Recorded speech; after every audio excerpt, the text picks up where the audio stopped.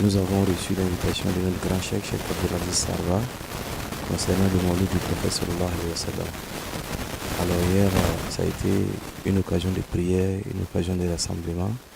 Et comme le cheikh même vient de le souligner, on a prié pour la paix, on a prié pour tous les musulmans, on a prié pour la paix dans le monde entier, on a prié pour la paix pour toute l'Afrique et plus particulièrement pour le Burkina Faso. Et ça a été une occasion de prière. Le cheikh a initié des séances, beaucoup de séances de prière. Donc on a beaucoup prié pour que la paix revienne au Burkina Faso. On a prié pour la Côte d'Ivoire aussi, la Côte d'Ivoire qui accueille tant d'étrangers. On a prié pour la paix, la prospérité, pour les deux pays, particulièrement et en général pour tous les pays de l'Afrique de l'Ouest.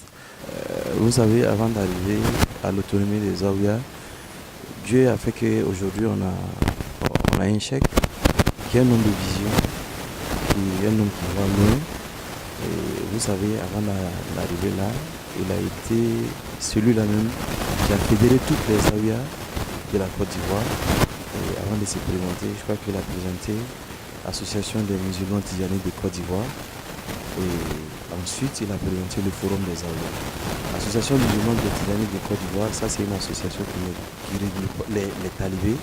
Mais ça, d'abord, avant d'arriver à l'autonomie des Zaouïas, il a eu la vision de rassembler toutes les Zaouïas.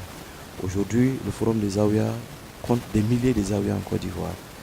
Et lorsque on a pu, grâce à sa vision, lorsqu'on a pu rassembler les Zaouïas, maintenant l'idée est venue. Maintenant, la Zaouïa était basée sur les talibés, le don, et pourtant, la plupart des talibés sont des travailleurs qui ont des revenus modestes. Pourtant, les Zaouïas doivent vivre. Pourtant, la Zaouïa doit vivre. Parce que la Zaouïa, avant, c'était des lieux de culte. Mais le cheikh a rénové les Zaouïas. Après, les cultes, c'est devenu des lieux d'enseignement. C'est devenu des lieux où on enseigne l'islam tolérant dans les Zaouïas. Et si plus de cultes et l'enseignement, maintenant, on doit trouver un système pour l'autonomisation des Zaouïas. La Zaouïa ne doit pas se baser trop sur les dons des fidèles. Voilà pourquoi le cheikh, c'est quelqu'un qui a une longue vision, c'est quelqu'un qui voyage beaucoup, quelqu'un qui participe dans les cérémonies, dans les conférences, dans les forums, partout dans le monde entier. Je crois que ça, la cérémonie d'hier a été l'occasion de lancer cette idée. Chaque délégation qui est venue ici est retournée avec une feuille de route afin de pratiquer cette feuille de route-là dans sa Zaouïa. Vous allez revenir ici 5 ans après, vous allez trouver beaucoup de changements au niveau des Zaouïas, Inch'Allah.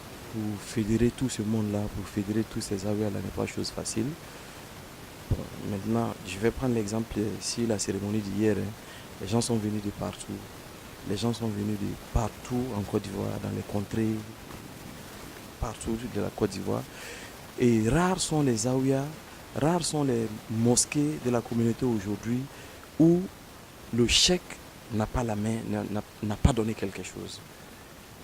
D'abord, les gens ont commencé à solliciter l'aide du cheikh. D'abord, les gens ont commencé à solliciter l'aide du cheikh individuellement. Hein? Bon, au fur et à mesure, le cheikh a vu que, au lieu que je donne, au lieu de donner à chaque Zaouïa, au lieu de donner à tout le monde, je crois que c'est l'occasion d'essayer de mettre quelque chose en place pour que chacun puisse être autonome à son niveau et pour que si chacun a son autonomie, et cela va contribuer à l'avancement de la Tarika et à l'avancement de la Tidjania. Et voilà comment est-ce que le cheikh a entamé des tournées.